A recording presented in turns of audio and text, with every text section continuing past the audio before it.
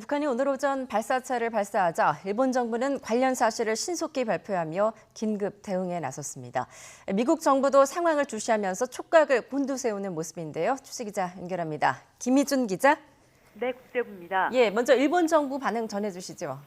네, 일본 정부는 북한이 탄도미사일을 발사한 것으로 보인다며 신속히 발표하고 대응에 나섰습니다.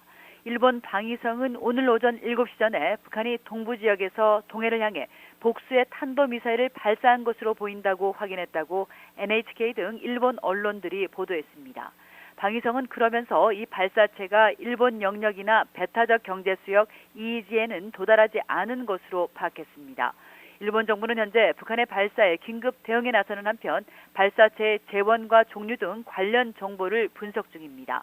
NHK는 이와야 다케시 일본 방위상이 북한의 발사 직후 긴급히 방위성 청사로 들어갔다고 전하기도 했습니다. 방위성은 이번 발사체가 북한이 지난 5월부터 발사한 미사일과는 다른 궤도로 발사됐을 가능성을 두고 분석 중인 것으로 전해졌습니다.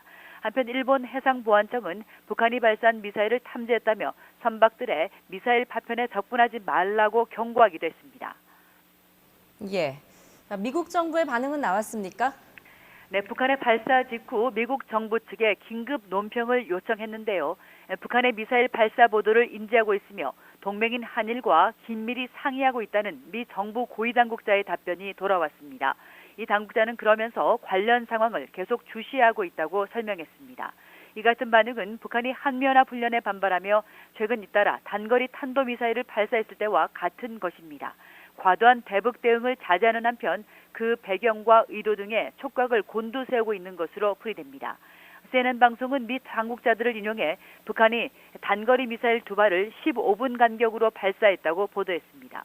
AP통신은 우리 군 당국을 인용해 북한이 미상의 발사체를 동해상으로 쏘아 올렸다면서 이번 발사는 북한의 침략 연습이라고 비판해온 한미연합 훈련 종료 뒤에 이뤄졌다는 사실을 환기했습니다. 한편 로이터 통신은 일본 해상보안청의 발표를 인용해 북한이 탄도미사일로 보이는 발사체를 발사한 것을 탐지했다고 밝혔습니다.